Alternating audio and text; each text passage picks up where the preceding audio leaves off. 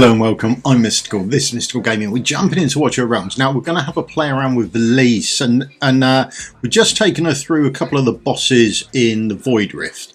I'm going to have a look at what's going on. Now the teams aren't important and the gearing's not overly important.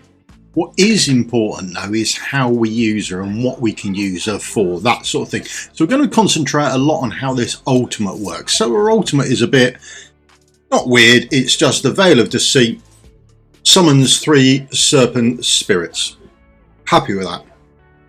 In attack range, lasts permanently, yeah, fine. Serpentine Spirits will support other attacking summoned units on the field after stopping attacks for 4 seconds. So once they've stopped their own attacks for 4 seconds, they would go on and attack some other stuff. So we've got on the right hand side of the map, we've got Silas down here. Now Silas, what he does is he summons our his fighters over there, okay? So when they finish doing their attacks over there, or the bottom 2, for example, they weren't doing anything. They'd had their 4 seconds. They've come right over to the other side of the map. They're helping out, taking care of the ads on the left hand side of the map, even though she's on the right and she's facing out to the right as well, okay?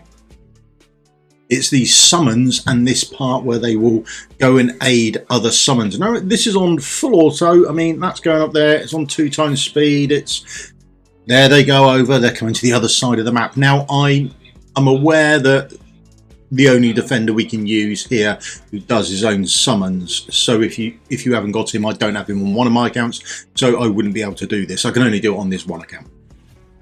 It is quite niche with regards to him, but it's not the only place we can use him, and we'll play around with this a bit more as we go on and take off the other bosses. But she is essentially the only DPS we've got here.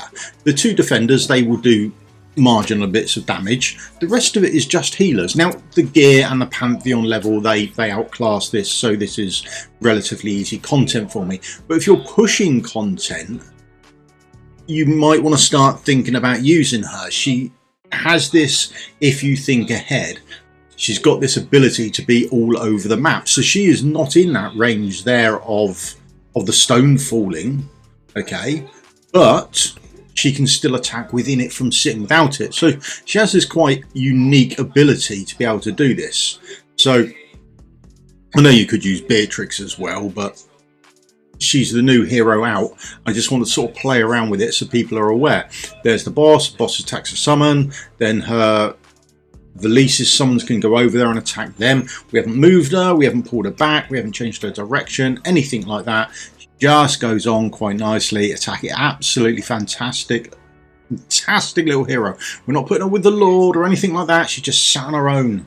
Okay, there we go. That's that fight done. Next boss here, this is a little more tricky to use her in, but we find a way to use her, and it's a bit more of a not really her fight, to be honest. But if you're trying to push for that extra little bit of damage, she can come in useful, and we found a place for her. Okay. Now we are using a pair of lords here. It's just to boost everyone's damage. They don't actually get placed down, but we have got to use them. This should be nicely out of the way here, so we can put her down. We want to put her down first. We want to start building up those ultimates and getting those out of the way. Now we're using a couple of fighters down here. You might want to use marksman. The issue with using marksman and her is they don't produce their own summon, or at least most of them don't. There are marksmen who do, like Scythia, so you could use her, but essentially they don't. So we've got hers. She's got her ultimate up, she's cast them out. Remember, they're going to stay there permanently until they've done their number of attacks. After that, she is just building up more rage as well. So that's all going well for us, and she will summon up some more, okay? So there we are. More people summoning on her, that's all good news. Here comes the bosses. Bosses come out. Now, what we're doing is we have got our fighters. We've got our fighters in a Wailing Skull. Now the Wailing Skull, remember, the artifact that has got a 40% chance of producing a summon. Okay, there's a summon there, and now boom, we can go over and help out that summon. There we go. We can go across the map. She's got this whole range of ways to get across the map to actually start helping people out. So a bit of preparation with her, and she is going to be fantastic for you if you're trying to pull that extra DPS. If you've got your your mobs over there, your marksmans and everything like that, taking care of it, and you're just a little bit short of DPS, she may well be the answer for you, because you can place her well out the range of the boss and allow these ads to come over. Now, she's not fantastic for this content, let's be honest. The boss is quite immune to magic damage, okay, which she does. She does AoE. You'd rather have single targets. There are probably better options. But the concept that you can use your fighters in one place with a Wailing Skull to actually start attacking a mob or groups of mobs, and then have her ads, her summons go in and help them out. This is what you want to start getting to grips with and start thinking about as you're trying to do new content or push a little bit further in campaign, that sort of thing. When you're trying to have control over various areas of the map, very possible that she's going to be good for you. Okay, so I think if you've only got her and you haven't got the Lord, I don't think it's a bad thing for I think you've still got a very usable and very good champion in her own right as a standalone. Okay, I don't think you've, oh, I've got her but I haven't got Ezrith. Is she now unusable? She doesn't, her only ability isn't just to supply summons for Ezrith. She is good on her own and has her own abilities which are worth using. Okay, so if you're coming up through the game, absolutely fantastic champion to have. Okay, you've done really well. She's taking care of this side all by herself, but again, Pantheon levels and things like that, my gear will outrank what you can do with this, so that should be very much a consideration. What you want to do is you want to strip all of those mobs down, put them over the other side and start using them there as well. Okay, that's much more what you want to do. Now let's go and have a look at some more then. Torador, next fight. Let's go and have a quick look at this. This is a team we're using. Really nice. She is fantastic for this bit of content. Now we'll get into this and we'll show you why.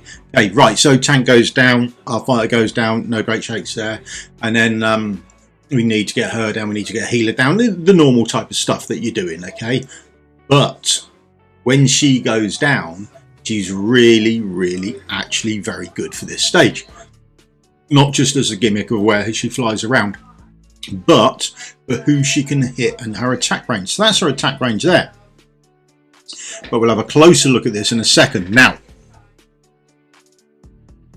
mobs coming down, there we go, there's her going out there. We've got some more mobs coming down, she'll attack those ones. Got Sun Wukong, he produces his own clones. There we are, they're in attack range. Now look at this, she's attacking that mob down there. That mob down there on that lane is in attack range. These mobs over here are being used by the summons. This attack range here, so she's got that attack range that she summons the Serpentine Spirits on. They have 2 tiles of attack range as well. So that mob that was 2 tiles ahead, that was in her own attack range. When you have a look at that next lane down that the tank is on over there, this lane here, that is in 2 tiles range. She's got this huge width and length of attack range, even without the someone else's summons. Just her summons have got that attack range, which is good. She's got those extra 2 tiles on top that normal mages don't have, and she gets 2 tiles around that. So sort of bear that in mind. You can reach a long way with her. Okay, she's absolutely fantastic. So that's just to bear in mind. All right, there we go. Crack on, kill those, no great issues. She will take care of those for us, and then it's just a matter of waiting for the boss to turn up. Now when the boss turns up, again, she's got a nice ability. She's going to keep attacking things for us, okay? Or her summons will keep attacking for us, okay? So we'll place a tank down, great, and then we'll let her take care of some stuff. We'll put a Volker down just to help out, keeping her alive and that sort of thing. Now, here we go. So they will start attacking the boss. Fine. Sun Wukong will do the bulk of the damage for us. That's no great shakes. The boss heals up. He does his big smash. Absolutely fine. But post the big smash, he then becomes vulnerable again for a short period of time. And there they go. They start attacking. They don't get a massive amount of damage done, but they do start attacking. So we got what? Maybe 80% done. There we go. It's just something else that's worth considering when you push forward, okay, into this sort of other bits of content. All right, and then there we go. We can see down in this lane here, they're already being attacked. Okay, you can get them down maybe another 20-30%, something like that, before they get down to your boss. She's absolutely fantastic.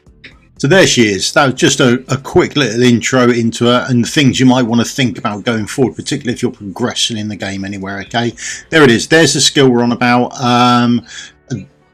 Serpentine Spirits will support other attacking units or other attacking summoned units on the field after they stop attacking 4 seconds. Absolutely fantastic little skill. Okay, if you are interested, there's the gear, but the Pantheon level is maxed out, and that's overkill on what we get with her. Okay, but just for you to sort of be aware of, okay, not to pay attention to that, but the concept of how you use her and what you can look out for, absolutely worthwhile. When you're thinking about making teams up, just think, if you're looking for extra spaces, have I got someone who summons, or can I put Wailing Skull on them to make them summon, and then where can I place Velisse out of harm's way and still get some damage out? Okay, just something else for you to think about. I hope you've enjoyed it. I hope it's been a nice little insight with you and got the little grey cells working to think about where you can put her. Give us a shout. Where are you using her? Where is she ideal? Not just the Matrix on swapping sides, but where else in campaign are we actually starting to use her and thinking this is a good place for her? Okay, thank you very much for your time. I've been Misstical. If you could leave me the old thumbs up, like and subscribe, but help me out massively. I'll see you all in the video again soon. Thanks for your time. Cheers. Goodbye.